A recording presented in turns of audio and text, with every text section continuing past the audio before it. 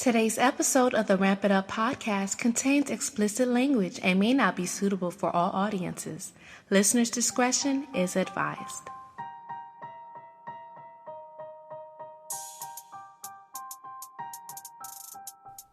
Ladies and gentlemen, you are listening to the Ramp It Up podcast with your host, Ronell Sinuis. Are you ready to ramp it up? Ramp it up, ew! Hey, yo, ramp it up, B. Girl, ramp it up! Ramp it up! The Ramp It Up podcast. Hey, you need to ramp it up. Ramp it up. Welcome back for another episode of the Ramp It Up podcast. I'm your host and your favorite Zoe on Wheels, Ronell. We are more than halfway done with 2022. We're officially in the best month of the year. Don't let anyone misguide you, mislead you, or lie to you. It is all about July. Shout out to all the July babies, and yes, it's the best month of the year because yours truly was born in the month of July. Shout out to all my July peoples out there. One time for the July babies. Month of June came to a close. It felt like the year's going really fast. June 21st officially was the first day of summer.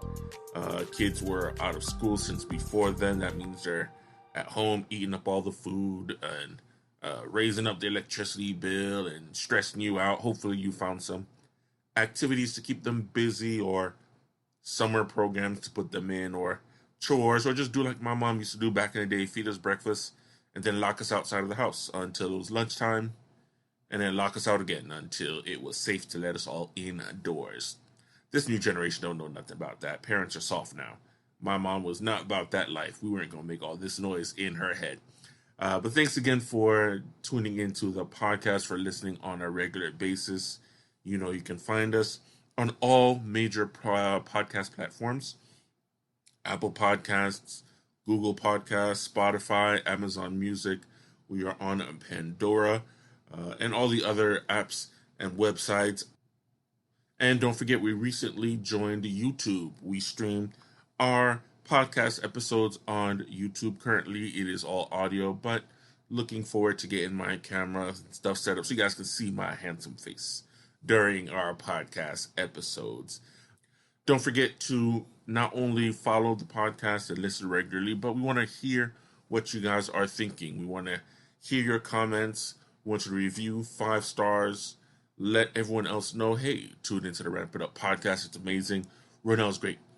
We want to know what your opinions are. You can always email us as well if you have any questions or if you want to share any topic ideas or guests you would like to for me to have on the show.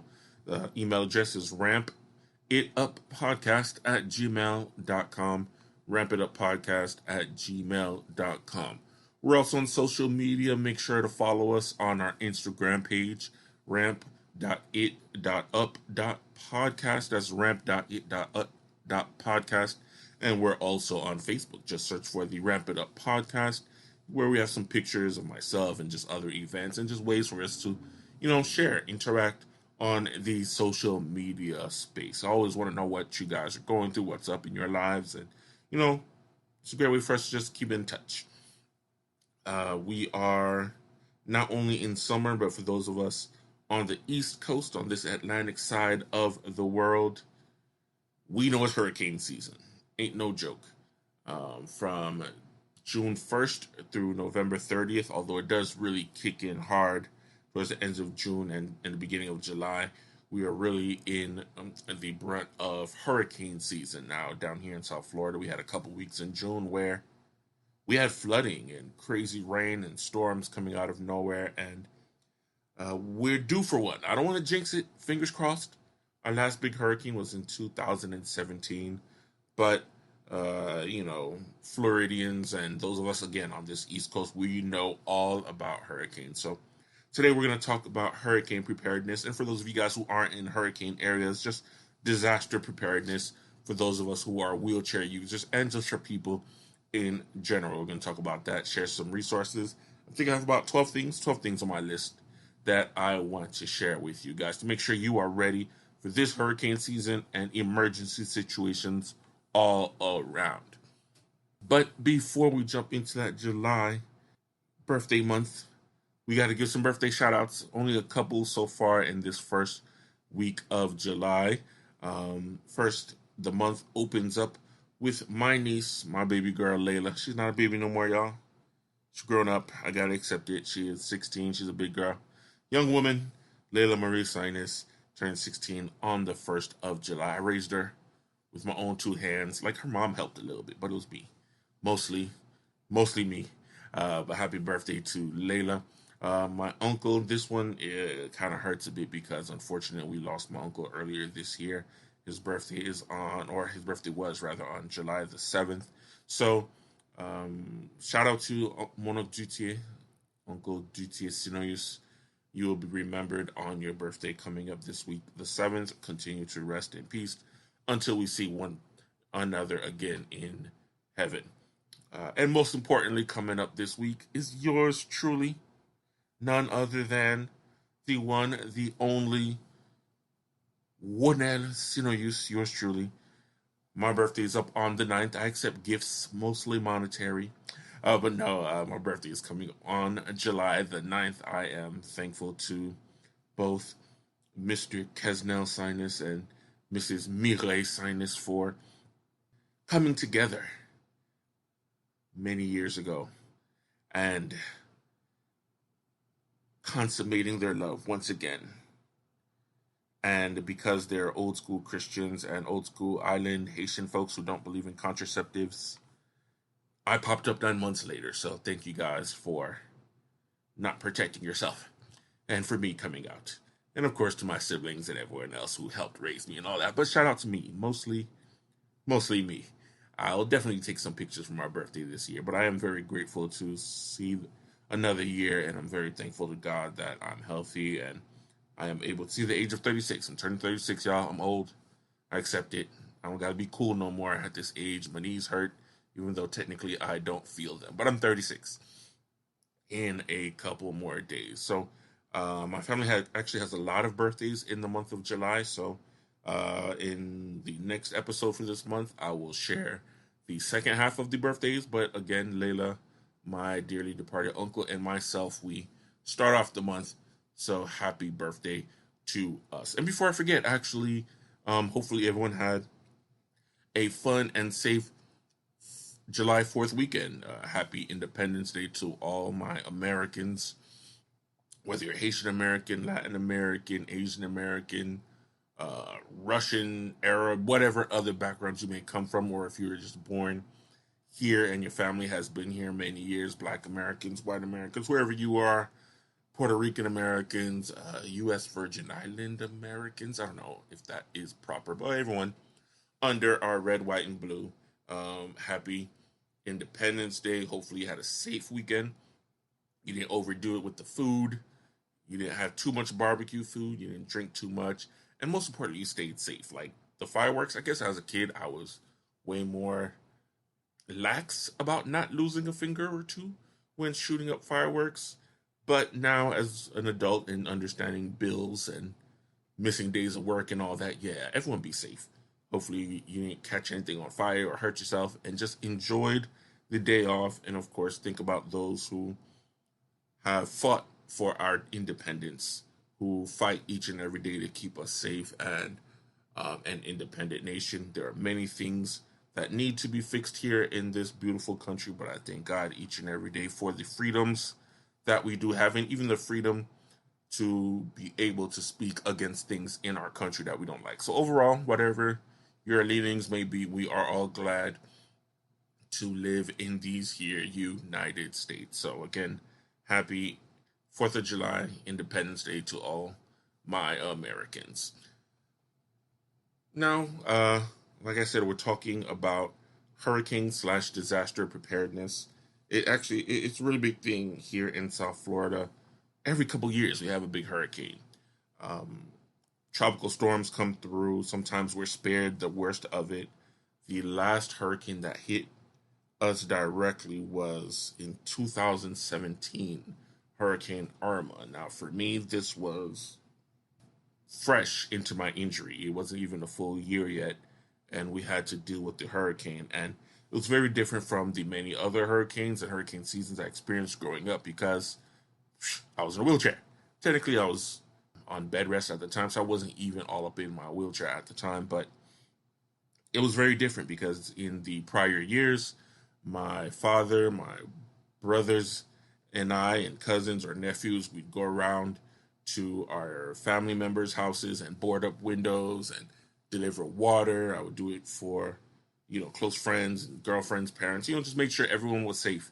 And we would drive around, make sure everyone was okay. And we're hands-on when it comes to supplies. And if there was an emergency, I was ready to just jump out and save myself or help save my family members. Now that I was injured, it was a whole nother story. I had to kind of defer to everyone else to make sure I was safe. And luckily, that first year of my injury, all of my siblings were here in South Florida. Many of us were in the home just to provide services for me regularly when this first hurricane came. So we were all huddled together. And we were mostly prepared, mostly as in just the regular stuff that we usually do for the home. We boarded up windows, we bought supplies, but I was not prepared as a wheelchair user for what a hurricane or a storm or a disaster can bring.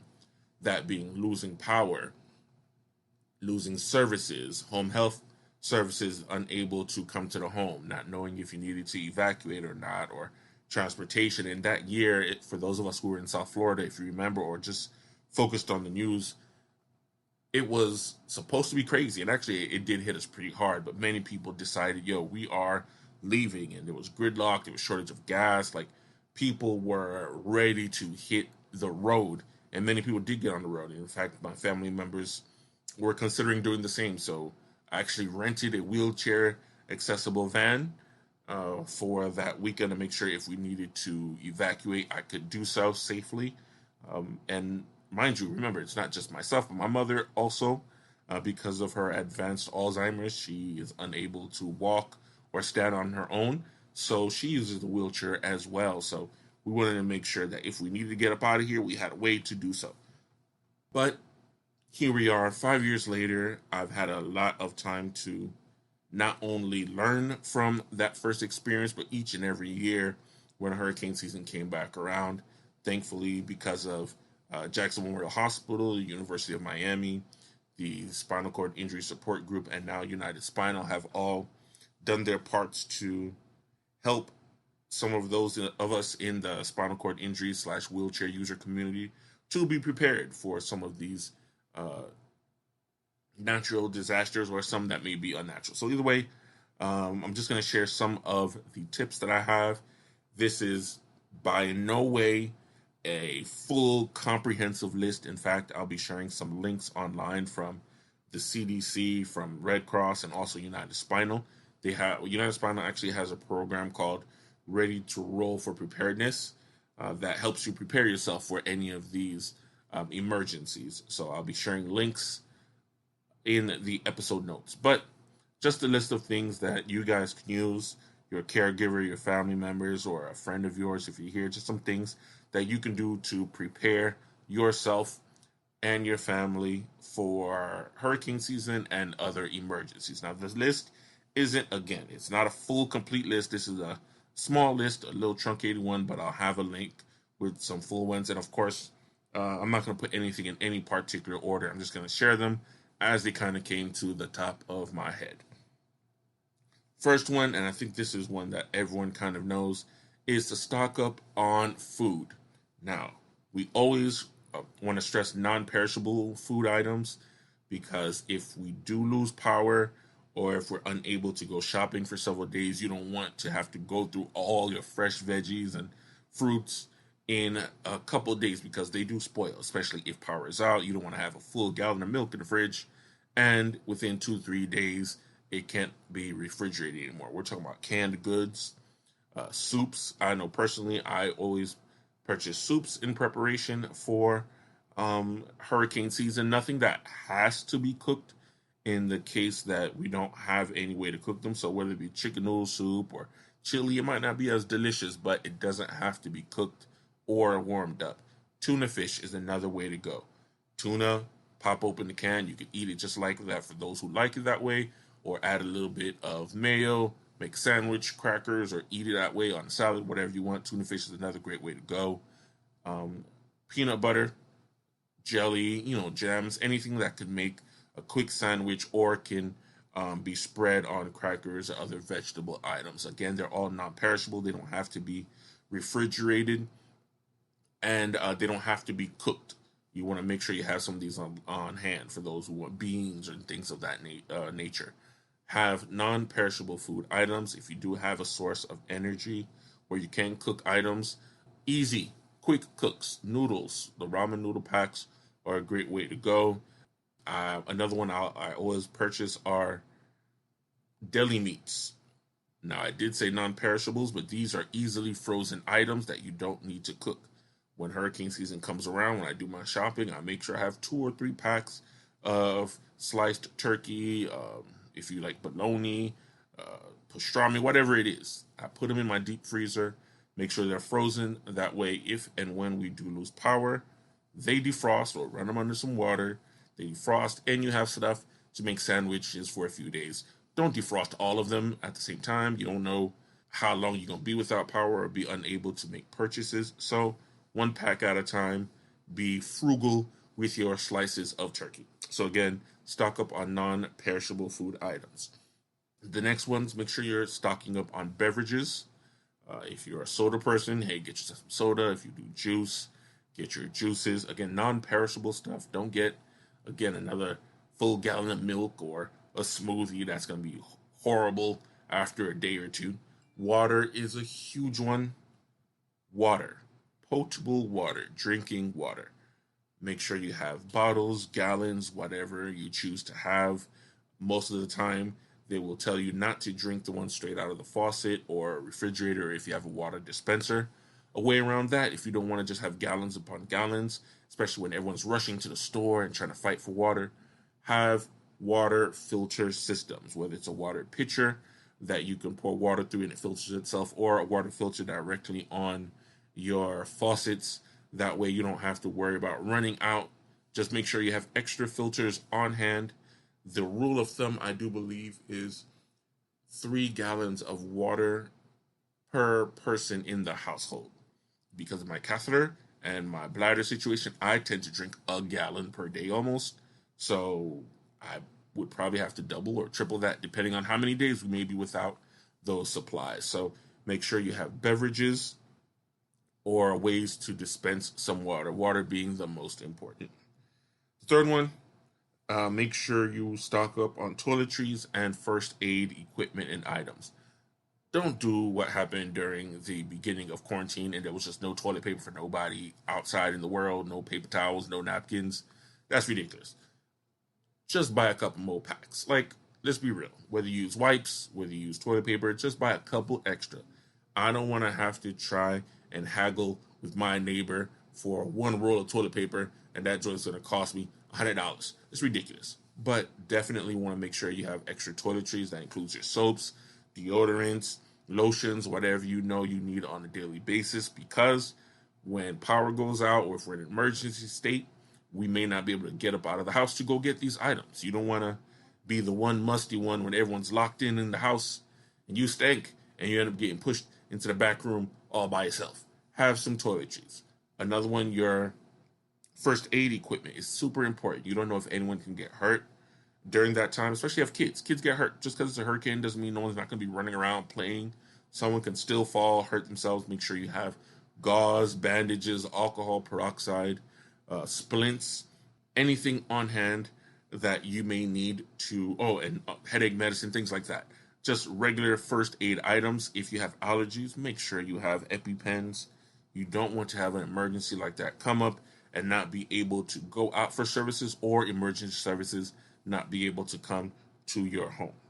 Number 4, this is specifically for spinal cord injury patients or patients who require or who have some form of incontinence or something like that. Make sure you stock up on your DME products and your catheters. You do not want to be stuck or have to evacuate and have no catheters. You end up unable to void your bladder properly and cause yourself to get a UTI and have an emergency during an emergency situation. Also, supply chain will not be able to come through. If your orders are set to come and a hurricane comes, they're not gonna UPS them in the middle of a storm. Make sure right now, if you have an order of, let's say, 30 catheters coming in for the time being, double it. Get 60 or 45. Do something to make sure you have a small stack set aside just in case during those hurricanes. And that includes our DME products, our disposable medical equipment, whether they be gloves, whether they be underpads and chucks, whether they be incontinence briefs, whatever you know that gets delivered to you on a monthly basis or once a quarter. Make sure you have enough stocked away for minimum a week. I have been here after a storm without power for, I think the longest was about 3 weeks. And with those 3 weeks, normal deliveries weren't coming back, stores weren't really opening yet. So make sure you have a supply minimum 2 weeks, but at least 3 weeks set aside. This is just great spinal cord injury etiquette, period. Next thing on the list is make sure you have some form of fuel for lighting or cooking. Make sure you actually have items for cooking, whether it's an outdoor grill, whether you have a giant crock pot that you can put outside and light a fire underneath it, something that you can warm up items, especially if you have younger children in the home and then you hot meals. You can warm up the milk if it's a baby or something like that. Most importantly, flashlights, lanterns, something that if the power does go out, no one is just in the middle or in darkness. Because once it gets really dark over here, I remember we've had back when, I think it was Katrina, and we were out, and it was darkness outside, like just pure black in the homes outside, and everyone had at least a candle and a flashlight in their rooms. My suggestion, have as many diverse sources of energy, power, and light as you can. If you have a generator, make sure you have it, first of all, safe, so no one can steal it. Secondly, it's not in the home, so the carbon monoxide doesn't kill everybody. Yeah, that's a thing, if you guys did not know that. Make sure you have plenty of fuel for your generator. Also, if you have a grill and you plan on grilling, we've done that as well for past hurricanes. Make sure you have enough charcoal, propane, shout out to King of the Hill, or enough wood chips or whatever you need to fuel, along with lighter fluid, to fuel your grill. Make sure you have matches and lighters, not just one. Having alternative forms of fuel really comes in handy. I'm a big fan of the show Naked and Afraid. Not all of us know how to make fire from scratch out in the woods. So, yep, have yourself some way to light a fire. Not only flashlights, as I said before, try to have candles. One might run out before the other. So have both sources of light and power in ways to cook. And don't forget can openers. This is hilarious. There's nothing worse than having a whole bunch of cans of food and no can openers. So, yeah, make sure you cover those bases. Next thing, for those of us who use mobility devices, make sure they are charged up if they are battery operated. My power chair doesn't usually need to be fully charged for 2 to 3 days, depending on how much riding around I'm doing. But if I know I have a big day coming up and I'll be out and about and riding around, I make sure I charge it overnight. I have 2 battery chargers. The chargers also act as power cells. So if you lose power and the power cells are charged up, they could then charge up my chair without being plugged into the wall. Make sure your power cell, if you have one, is charged up. Make sure your chair is charged up to capacity. For those of us who just use manual chairs but have the assistive motor, if you need to charge that up as well, make sure that is charged. If you have more than one chair, make sure they're both charged. For those of us who use Hoyer lifts, I have a Hoyer lift and I have 2 batteries. I make sure both batteries are charged. You never know what may happen. Last thing you want is in the middle of the emergency, you need to get out of bed or out of your chair and you hear the beep beep of your battery being dead or dying. Please make sure you charge up your mobility devices. Also, many of us use hospital beds. I have a hospital bed. It's fully electric, so I need it to be plugged in. Unfortunately, once the power goes out, not only can I no longer reposition my bed, actually, no, I take that back. I also have a crank that comes with it, so I can still lift and lower if need be. But most importantly, I have an air mattress. Once the power goes out, the air mattress is no longer filling itself in. It's not like a regular air mattress that you can sleep on the floor with, that once you pump it, it stays pumped. No, this one cycles through air. So when the power is not running, it begins to lose air. I think it has about 3 to 4 hour capacity after power goes out, depending on how full it was.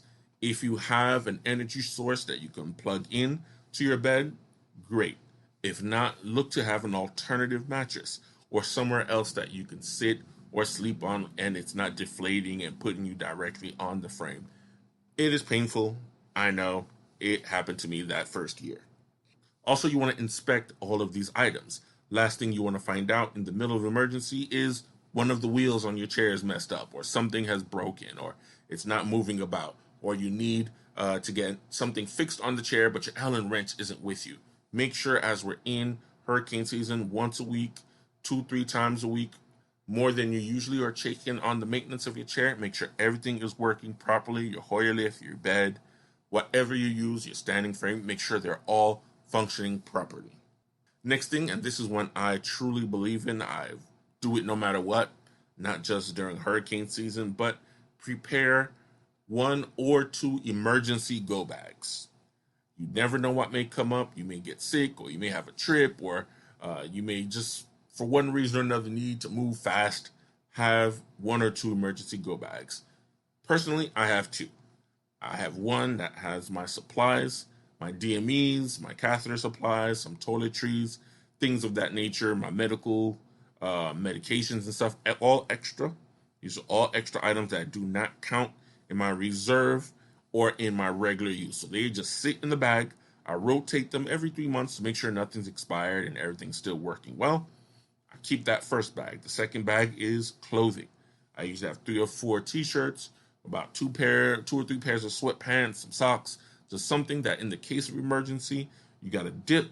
You don't have to worry about trying to pack, trying to find items. You just grab your ID or your keys, your phone, and your bags are ready to go. You're out of the building. That's especially important during a hurricane or a fire or earthquake if you need to evacuate. Check your bag. Have a list of items that you know should be in there. Update it regularly. So again, in the middle of the emergency, you don't have to worry about it.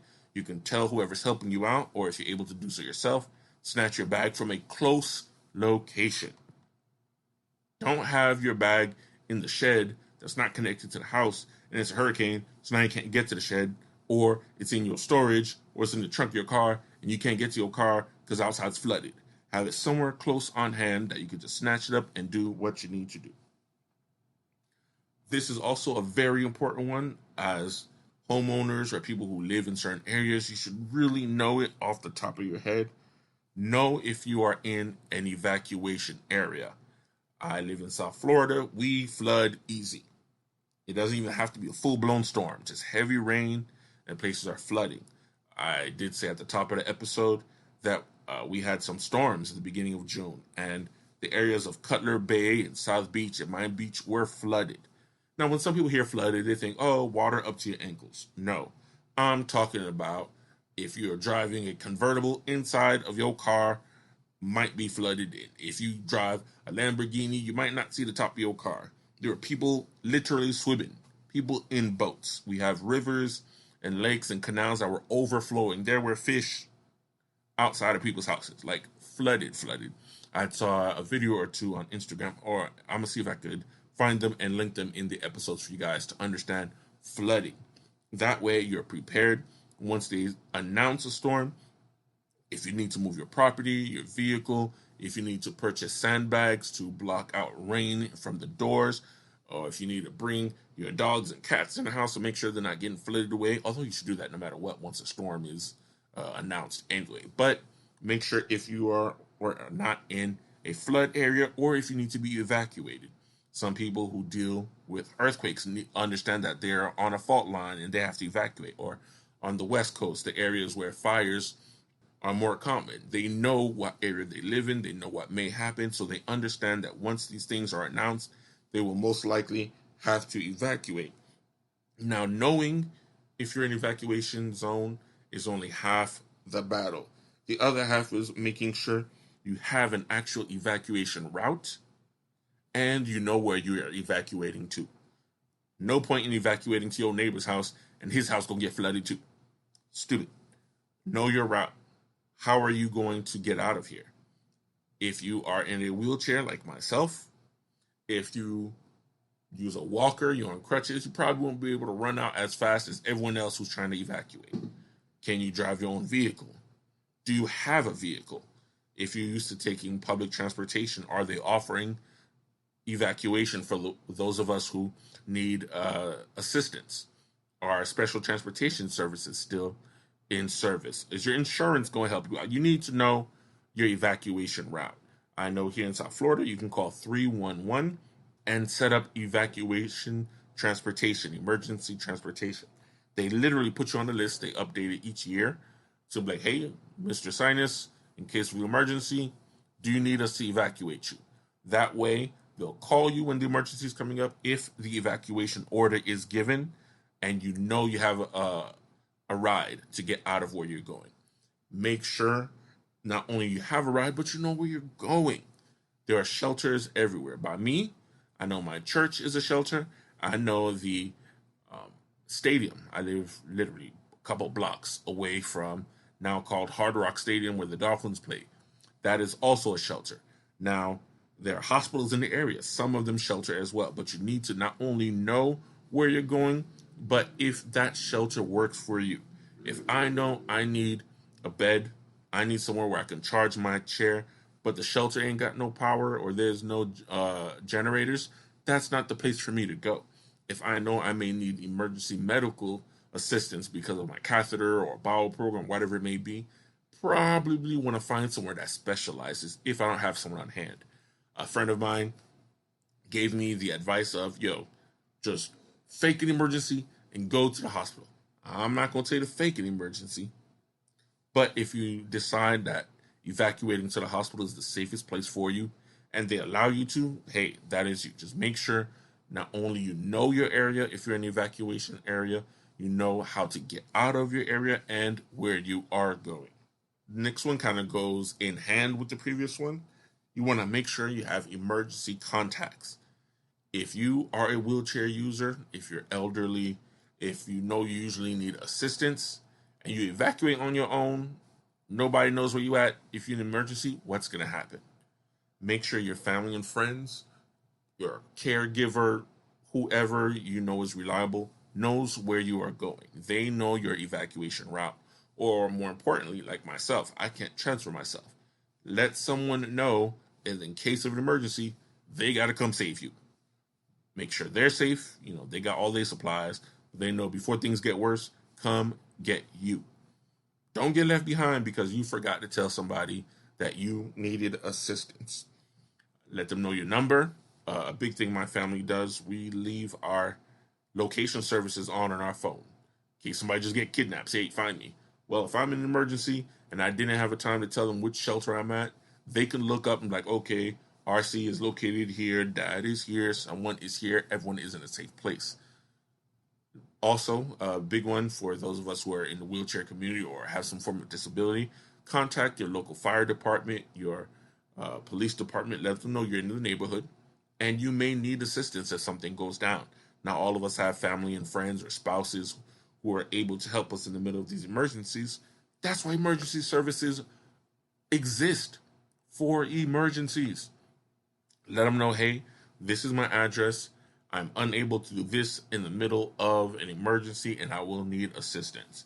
I can't promise you about each individual department, what they can do, their availability during these emergencies, but it doesn't hurt. Let them know you're there. Since the quarantine, when they were giving out the home vaccinations, I let them know, look, I'm here, my mother's here, we may need assistance if something goes down. Yes, my father's here and I'm grateful for him, but he won't be able to save both of us. And his priority is his wife. I can't argue that. Come save me. Another big one, and this is something I guess some of us don't think about. You want to make sure you're in contact with your healthcare providers and your caregivers and other services that come to your home on a regular basis. You want to find out if they are going to be available during these emergencies. They may be affected too, or they may be unable to come to your home because of flooding or fire or earthquake, or because the roads are blocked or they have no way to come out. I've dealt with this for 2 years. Two storms that came through. One aide was unable to make it here because she took public transportation. Thankfully, I had family and friends who were home and they were able to help me out. The next year, the other aide was able to come here, but it took some coaxing because she had kids and she wanted to make sure they were safe. And of course, I wanted to make sure her kids and stuff were safe, so she ended up coming later in the day. You want to make sure if there's an emergency, is there a way to contact your doctor? Do they have a 24-hour hotline? Do they have someone on call that you can still call? Is your aide able to come home? I said come home. Are able to come to your home? Are they still going to provide services? Is your agency going to close during this emergency? Do you get insulin shots? You need to understand that these things may come to a pause because of supplies, because of personnel, or it's just not safe. You need to know what is available, who will come through and make some sort of arrangement. Some people have live-in assistance. Cool, that's great. Some people live in facilities. That works too. But for me, when people come to the home, I need to know what's going to happen. Are you going to come? Or if you're not going to come for the first day, or you come the day afterwards, what's going to happen? Do not leave it until the very last minute for an emergency. Call ahead of time to find out. Next one, I know in this digital age, we tend to go towards Apple Pay and wireless paying and Cash App and all this. During emergencies, those systems tend to fall. Have cash on hand. I'm not saying keep stacks and stacks of cash so you can get robbed. No, but have some emergency money that if you need to still buy something and stores are open, but their credit card systems are down, which has happened, you can buy it. Or your neighbor. Hey, your neighbor has an extra bag of charcoal they're willing to sell you. I got $20 on me. Here is cash. You don't know when it will be available. Not only having cash, but your emergency documents on hand. Have your insurance card, have your ID, your passport, whatever you need on hand. So if you have to evacuate, if something's going down, or even if you're indisposed, someone can be like, hey, this is where he keeps his stuff. These are all the items for her. They can reach all of these items or purchase whatever they need to do on hand. You don't have to worry about the system being down or no internet or any of these other things. They know who you are. You got cash, everything in hand. Second to last one. I know this was a long list, but it's very important. So hopefully you guys have been taking notes. Make sure your property is safe and prepared for storm season, fire, earthquake, whatever it may be. Zombie apocalypse. We've all watched or heard about doomsday preppers. Hey, you make fun of them until doomsday comes and they're ready. Well, do what you need to do. If you have a storm cellar, make sure your storm cellar is properly supplied, properly secured. You don't wait till the actual storm comes to try to do that. Make sure you have shutters. Down here, having shutters or hurricane windows are like having water in your home. It's like it's a necessity. We have coconut trees, we have mango trees, we have avocado trees. Last thing you want is the storm to whip up some of those fruits or rocks or debris that's just around the home and they come crashing through your window. Make sure you have your proper safety windows in place or shutters that can close and someone that can do them for you. That's also important. Check your roof. We are going through a hell of a time getting our roof taken care of right now. But make sure your roof is prepared for the hurricane. Don't let 30 years of living in one house, you assume everything's fine, and in the middle of a storm, your roof come off. Wrong. Get that taken care of prior to hurricane season for two reasons. One, it's way more expensive to do it during the time. And two, you don't know when the hurricane or the storm's going to come. So be prepared prior to doing so. Now, I did mention debris outside your home. Hurricanes coming, get rid of all the crap around the house. We talked about the pets. Make sure they're indoors. If you got a little doghouse outside, put it somewhere where the wind may not be able to kick it up. If you know you have small branches and small trees, unfortunately, you might have to trim them so they don't mess with power lines or anything of that nature. Make sure your entire property is ready. For those of us who have ramps to get in and out of the house, if you got to bring it indoors so it doesn't break, cool. Or if it's concrete or metal or wood and is bolted down, make sure it's safe so you can get in and out of your home during an emergency. Again, most of this list is just stuff that I've had to do, stuff I've heard directly, but I'll have a more comprehensive list for you guys. But the last bit of advice I will have for you is don't wait until the last minute and stay calm and safe. We're already in hurricane season. We've had rain hit us many times. We've lost power a few times, thankfully, just for a couple hours. But guess what? I had my lamp. I had my flashlight on deck. My phone was fully charged. We didn't say this earlier, but fully charge your devices, if not only for emergency purposes, but just so you ain't bored. So when all the lights is out, you can look at something for a few minutes, read a book. Make sure you don't wait till the last minute to contact someone. Let them know that you might need assistance. Shelters fill up. Lists fill up. Things get worse the longer you wait. Stay calm once the emergency happens. Last thing you want is your blood pressure all high and you start doing things out of panic or not thinking straight. Stay as calm as possible. If you're in an emergency situation and you have to make a phone call, you don't want to be freaking out on the phone. Stay as calm as possible to handle the situation. And again, stay safe. There are always stories of people going out in storms or staying out as late as they want or not evacuating when you're asked to do so. There are places that ask you to evacuate, and there are also places that order you to evacuate. Do what must be done. My dad's hard-headed, stubborn old Haitian man, so he rarely ever wants to evacuate, but thankfully we're not in an evacuation zone. But worst case scenario, stay safe. Do what you can ahead of time to make sure you, your family are safe so no one has to worry about you because you didn't contact anyone to tell them what's going on. So again, hurricane preparedness or fire or earthquake, tornado, meteorite, I don't know, whatever might happen. Godzilla might come through and you got to make sure your house is safe. Whatever it may be, make sure you take what I'm saying not for granted. Go down your checklist starting today. I'll put the CDC and United Spinal and Red Cross information in the episode notes so you can make sure that you're prepared for the worst, and we're going to wish for the best. If at the end of hurricane season nothing happened, don't waste all the items. I hate people do that. You see their kids playing with flashlights and stuff. No. Put them away. Make sure the batteries are still good. They're all functional. Have them for the next year because hurricane season does come back around.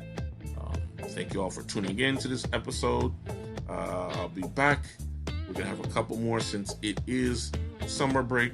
I'm going to have a great conversation with a rec therapist because there's a lot of activities we can do during the summer to have fun and stay safe. Stay safe. I think that's the moral of the episode. Stay safe. But again, until next time, you guys have a great day.